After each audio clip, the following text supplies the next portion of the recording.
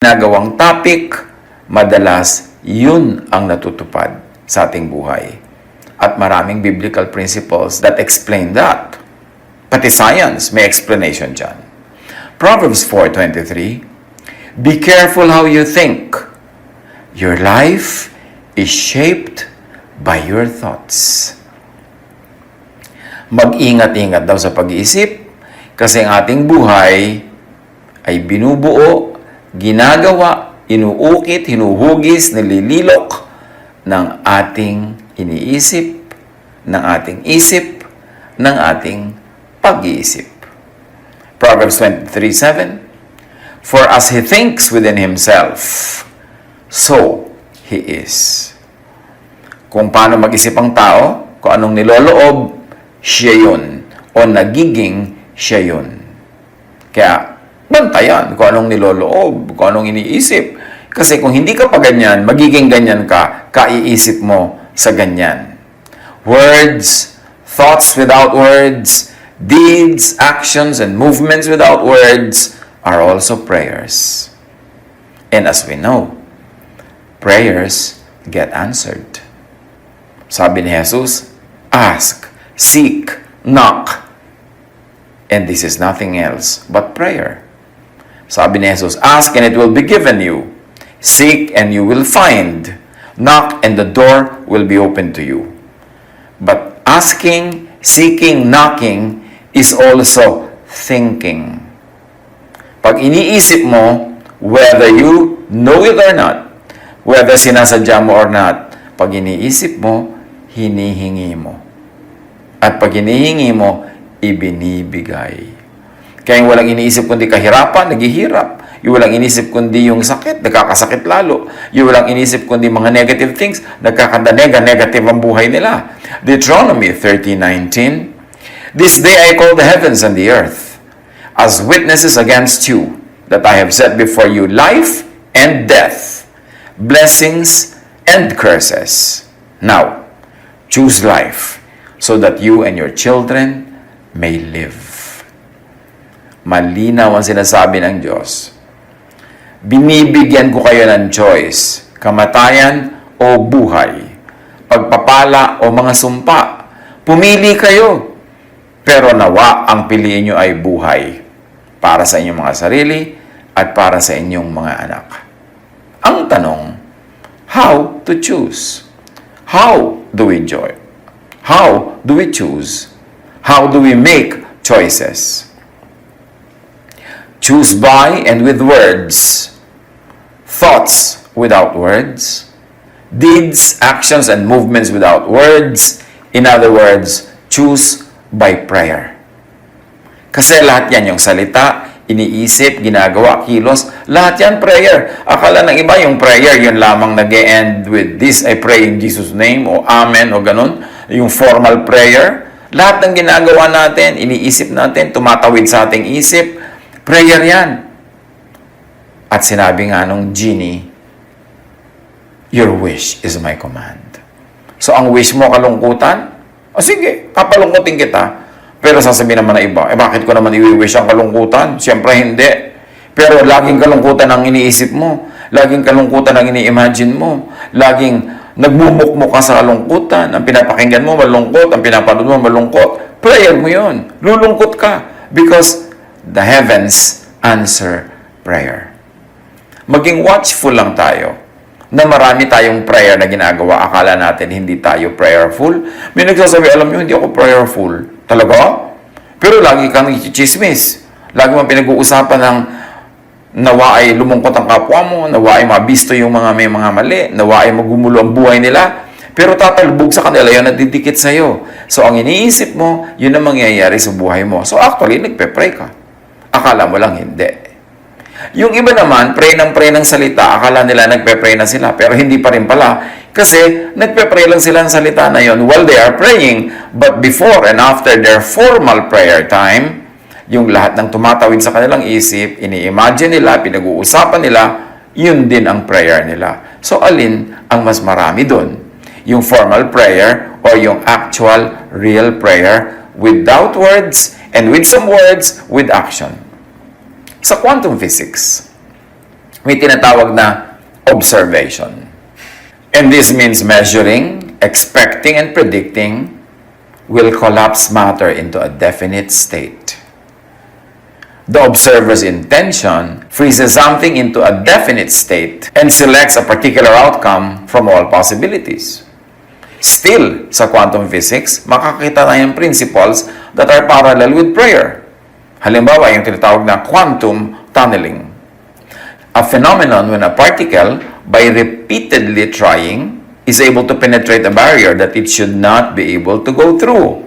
So ito yung tinatawag na sa prayer life natin na earnest prayer, pray without ceasing, yung talagang napaka-taimtim na dasal, may kasama pa mga fasting, at may mga kasama pang nagpe-pray with you. Yan ang equivalent sa quantum physics ng quantum tunneling. Na sa kauulit, yung imposible at mahirap gawin, nagagawa.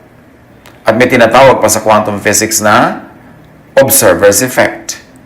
The observer's intention to select an outcome depends on the intensity and quality of the observation and or the quantity of observers expecting the same outcome. So sa prayer, pagka sobrang taimtim ang pagdarasal, yung kataimtiman nun ay nagiging isang kapangyarihan para matupad yung hinihingi. Sabi nga ni Jesus, your faith has healed you. If you have faith as small as a mustard seed, order this mountain to lift itself up into the sea, and it will. Paano kung malaki pa yung faith kaysa sa mustard seed? Tapos yung pagka marami nagpe-pray, nagsasama-samang nagpe-pray, nagkakaroon din yan ng power. Basta may unity, yung walang kokontra. At basta taimtim, pag mas marami nagpe-pray, mas nagkakaroon ng kapangyarihan yung prayer na yon. At sa quantum physics, equivalent yung observer's effect. At sa quantum physics, may tinatawag pa ring superposition. Nothing exists until it is observed. All possibilities and states are happening at the same time until it is observed. So yun yung sinasabing, all things are possible for those who believe. Lahat ay posible, lahat ay pwede pang maganap. Yung may sakit ay pwedeng gumaling. Yung mga hindi pumapasa ay pwedeng pumasa. Yung hindi makalakad sa tubig ay nakakalakad. Yung mga kulang na pagkain ay napaparami, nabubusog yung mga gutom, kasi lahat ay posible. At yan yung tinatawag na superposition. Wala pang final. Wala pang final. Kahit sa Ecclesiastes, sinasabi, no one can tell the future. Sinasabi ni Jesus, no one knows the time, not even the Son, not even the angels. Kasi lahat, anything, everything can happen.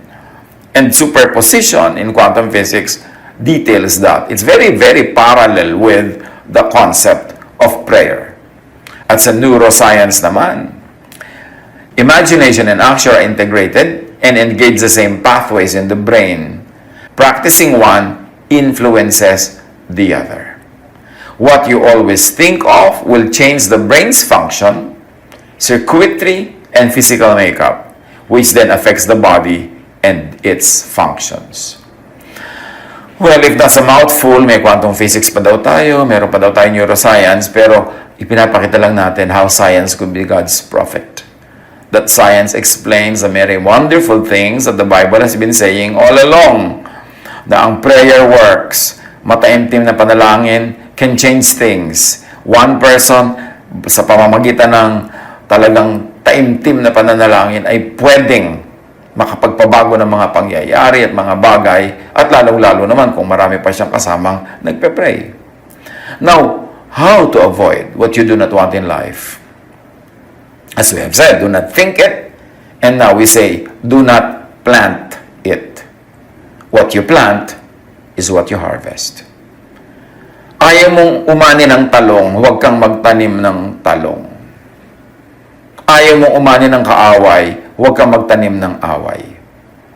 Ayaw mong umani ng gutom, huwag kang magtanim ng nakakagutom. Ayaw mong umani ng gulo, huwag kang magtanim ng gulo. Pag iniisip mo, prayer yon, mangyayari. So kung gusto mong iwasan isang bagay, huwag mong isipin yon. At huwag mo ring itanim ang ayaw mong anihin.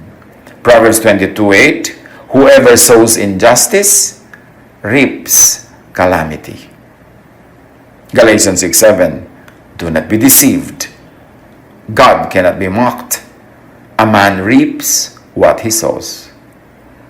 Kung anong tanim, aanihin.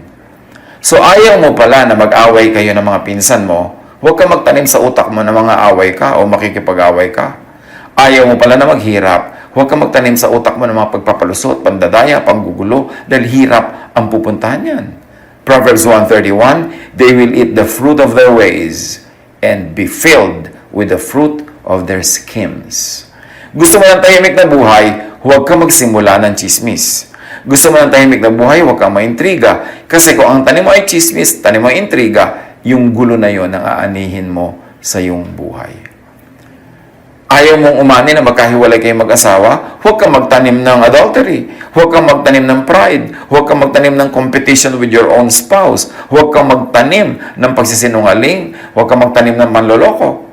Kasi ang tanim, aanihin. Hosea 8:7, they sow the wind and reap the whirlwind. Pagka nga negative pa ang itinanim mo, mas malaki pa yung ani. Siyempre, mas malaki lagi ang ani. Nagtanim ka na isang butil, mamumungay ng maraming bunga na maraming butil. Nagtanim ka na isang masama, maraming sama ang magiging dulot nun. Kasi merong such a thing in the universe as cause and effect. Internal thought, external action, start an automatic chain of events that lead to preset conclusions. Umaandar ang universe in perfect harmony, in perfect balance, at sinusunod ng universe ang laws of nature na Diyos mismo ang nagbigay. Merong hindi pwedeng baguhin na laws of nature. At isa dyan, pag may sinimulan kang isang bagay, hindi titigil yan hanggang hindi lumalabas yung bunga. It will go full circle. What goes around comes around. So, pag may inihagis ka na boomerang, babalik sa iyo ang boomerang. Pag dumura ka sa langit, patatalsikan ng laway mo ang iyong sariling mukha. Merong effect ang bawat cause. May bunga ang bawat tanim. Sa quantum physics, may tinatawag na wave function collapse. The outcome of an event can be manipulated by extracting data pertaining to that event. What you predict, expect, measure, will increase the probability of it happening. For something to happen or to exist is dependent on the observer and what is being measured, expected, and predicted. Kaya laging sinasabi mo, ay mamalasin tayo, ay malamang talagang malasin ka, ay masisiraan tayo ng sasakyan, malamang talagang mangyari yan, ay hindi tayo magtatagumpay, ay mabibigo tayo, ay mag-aaway-away tayo. Ganun nga mangyayari. Kasi yan ang iyong minemeasure, ine-expect at pine-predict. Quantum physics explains that. At meron pa na tinatawag na many worlds interpretation. Each possible outcome should exist. But reality will split up into all possibilities, but we can only interact with one. Each splitting will have its own timeline and chain of events. So maraming possibilities pero isa lang ang magaganap o lahat nagaganap pero isa lang ang pwede mong ma-engage. Isa lang ang pwede mong mailagay sa iyong kamay, mailagay sa iyong buhay at sa iyong mundo. How do you avoid what you do not want in life? Do not wish it for others. Yung ayaw mong dumating sa buhay mo, huwag mong asamin, iplano na mangyari sa iyong kapwa. Kasi mangyayari yun sa iyo. E may reverse din yan, what you like for yourself, wish for others. Kung anong gusto mo mangyari sa buhay mo, yun din ang hilingin mo mangyari sa kapwa. Kasi yung gusto mong mangyari sa iyong kapwa, mangyayari sa iyo. At yung gusto mong mangyari sa iyo, pwede rin yung mangyari sa kapwa mo. Pero yung ayaw mo mangyari sa iyo, huwag mong i-wish na mangyari sa iba. 2 Corinthians 20:14, at the present time, your plenty will supply what they need, so that in turn, their plenty will supply what you need. When this is applied to what we're talking about, simple lang ang sinasabi. Kung ang kariwasaan mo ngayon ay makakatulong sa karukhaan ng iba, darating din ang panahon na ang kariwasaan nila ang tutulong sa iyong karukhaan. Kung paano ka tumutulong sa iba ngayon, ganun din sila tutulong sa iyo sa ibang araw. Kung ano ang gusto mong mangyari sa iba, kung ano ang ginagawa mo sa iba, siyang mangyayari sa iyo. Galatians 6:2, carry each other's burdens, and in this way, you will fulfill the law of Christ. When you carry each other's burdens, each other will also carry your burden. But when you become a burden to others, especially pag sinasadya mo, maliciously, magkakaroon din ng ibang burden sa iyong buhay. Kasi babalik at babalik sa iyo kung ano ang pinawawalan mo sa langit, sa iyo rin babalik tulad ng isang boomerang. Romans 12:20-21, if your enemy is hungry, feed him. If he is thirsty, give him something to drink. Kasi yun din ang mangyayari sa iyo.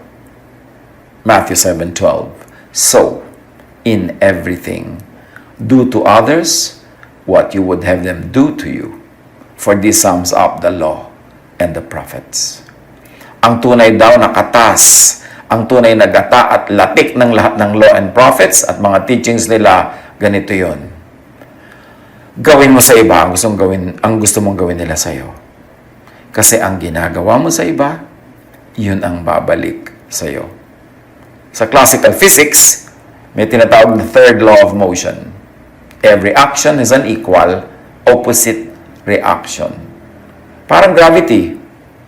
Kung 10 kilos ang weight mo, kung gano'ng kakagaan, yun ang itutungtong mo sa lupa. Ang itutulak ng lupa paakyat, 10 kilos din. Kaya hindi ka tumatalbog at hindi ka lumulubog. Kasi yung weight mo na ibinibigay sa earth, yun din ang weight na ibinibigay niya pabalik para mag-balance.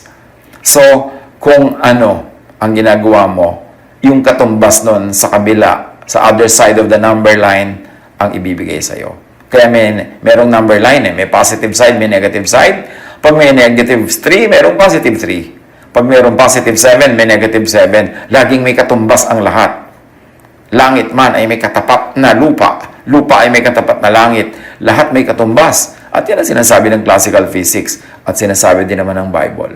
Kung anong binibigay mo, siya mong tatanggapin. Ganun-ganon ang sukat. Kasi laging balance ang nature. Sa accounting ng nature, debit, credit, zero balance. Ganon. Kaya kung gusto mo na positive ang dumating sa buhay mo, positive ang ibigay mo sa kapwa. Kung gusto mong tumanggap ng isang basket, magbigay ka ng isang basket. Kasi laging merong third law of motion. Sa quantum physics naman, sinasabing every particle has its equivalent and opposite or antiparticle. An antiparticle will have the same exact property, but only opposite in charge. Isa pa rin ang sinasabi, laging may katumbas, laging may balance. Creation runs in perfect balance. Do not invite, welcome, host thoughts that you do not like for yourself, even if intended for others. Kung ayaw mo magkasakit, huwag mong i-wish na magkasakit ang kapwa. Kung ayaw mong mapahamak, huwag mong gustuhin mapahamak ang kapwa. Pag may iniisip ka at ginugustong mapahamak, napapahamak ka rin. Meanwhile, pag meron kang binabless, nabe-bless ka rin. You give what you give away. And you lose what you selfishly keep. Genesis 4:7, if you do what is right, will you not be accepted? But if you do not do what is right, sin is crouching at your door. It desires to have you, but you must rule over it. So laging may nagtetempt sa atin. Merong dark side na gustong manaig. Pag pinanaig mo yon, ikaw ang magdurusa. Kaya kailangan, anumang negative, tapatan agad ng positive. Anumang dilim, tapatan agad ng liwanag. Anumang pag-iisip na nega, tapatan agad ng positive. Anumang pessimism, tapatan agad ng optimism. Kasi laging may balance, laging may katapat. Huwag tayong mag-wallow on the negative side. Psalm 51:10, create in me a pure heart, O God, and renew a steadfast spirit within me. Kailangan may pure heart. Kasi kung anong lumalabas sa heart mo, yun ang babalik. Kung impurities ang lumalabas sa heart mo, impurities ang babalik. Bad thoughts ang lumalabas sa iyong isip, bad thoughts ang babalik sa iyo. Matthew 9:4. Jesus said, "Why do you entertain evil thoughts in your hearts?" Huwag. Huwag mag-isip ng masama sa kapwa kasi yun ang mangyayari sa iyo. Kaya yung mga bata pa, nung araw, uso yung sinasabi, talbog sa akin, dikit sa iyo. Pag may sinabi kang masama, may minura ka, meron kang ginawa ng hindi mabuti, sasabihin ng bata, talbog sa akin, dikit sa iyo. And there is truth in that folk idea. Truthful in terms of science, truthful in terms of scripture.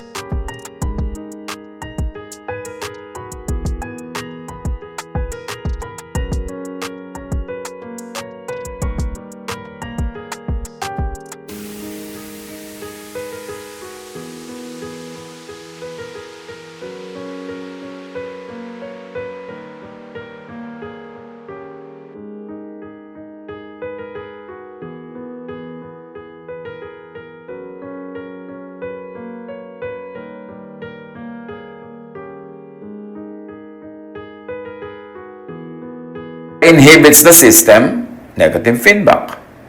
Positive feedback amplifies change, while negative feedback reduces change. So, dapat maganda yung positive feedback ang ginagawa natin. Ano example ng positive feedback? Yung fruit ripening. Once a fruit is ripe, it releases a chemical into the air. This will be picked up by the other next closest fruit, which will also ripen. And the process continues until all the fruits in the tree are ripe. Kaya pag mayroong isang nabulok na kamatis sa basket, nabubulok agad lahat. Pag may nabulok na isang apple, nabubulok agad lahat. Yan ang positive feedback. So, gawin mong positive, hindi negative. Ano ang negative feedback? If the numbers of prey, yung mga hinuhulit kinakain ng mga hayop, if the numbers of prey decrease, then some predators will starve and their numbers will decrease. Hindi tayo nabubuhay para sa sarili lamang. Nagre-react at interact tayo with one another para tayo mga bola sa billiard table na nagbabangga-banggaan. Ang bangga mo ay nakaka-apekto sa direksyon ng buhay ng iba at ang bangga nila ay nakaka-apekto sa iyo. So, apektuhan mo ang iba in a positive way. Mag-isip ka para sa kanila ng positive para puro positive din ang bumalik sa iyo. Matthew 7:12. So, whatever you wish that others would do to you, do also to them, for this is the law and the prophets. Ang unchangeable law in nature and written in Scripture is this: what you give to others is what you will get. How you think about them is how the universe will think about you. So, paano mo iiwasan ang mga bagay na ayaw mo? Huwag mo yun i-wish para sa iba, huwag mong ibigay sa iba. Luke 6:27. But to you who are listening, I say, love your enemies and do good to those who hate you. Bakit? When you do good to those who hate you, good will come to you, either from them or from others, or from the universe. But when you do good, good will return to you. When you do bad, you know the rest. The bad will return to you. So you are the author of your destiny. Ikaw ang gumagawa ng swerte o malas mo sa buhay. Ikaw ang gumagawa ng nega o posse. Kasi yung iniisip mo, yun ang prayer mo, yun ang natutupad at bumabalik sa iyo. Kaya sabi sa Luke 6:38, give, and it will be given to you. For with the measure you use, it will be measured to you. Kung anong ibinibigay mo, yun ang tatanggapin mo. Kung ano ang panukat mo, yun ang gagawing panukat sa iyo. So, bakit ka magsusukat ng kulang para sa iba? E di kulang din ang balik sa iyo. At bakit ka magbibigay ng lason? E di lason ang babalik sa iyo. Philippians 4:8.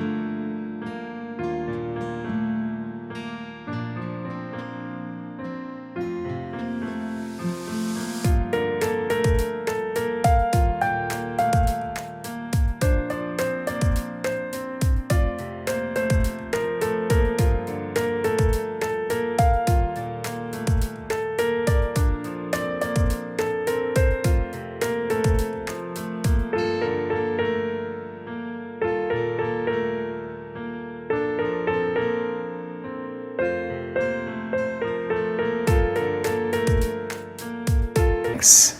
In other words, pray about such things and you attract them into your life. You don't want it in your life? Okay. Do not think it. Do not say it. Do not do it. Do not plant it. And do not wish it for others. Nilikha tayo sa wangis ng Diyos. Whether we like it or not, whether we know it or not, whether we appreciate it or not, merong power ang ating thought. May power ang ating word. May power ang ating spoken word. At yung power na yon, kung paano natin ibinibigay sa iba, kung paano natin pinapawalan, ganun-ganon bumabalik sa ating buhay. So sabi, pag-ingatan mo ang iyong thoughts because your thoughts become you. Negative ang thoughts mo, negative ka. Negative ang iniisip mo para sa kapwa, negative ang babalik sa iyo. Kasi kung anong iniisip mo, yun ang magiging buhay mo. Kasi ang iniisip mo ay prayer at ang prayer ay sinasagot. Pagbulay-bulayan, hanapan natin ang mga practical application ng mga katotohanan.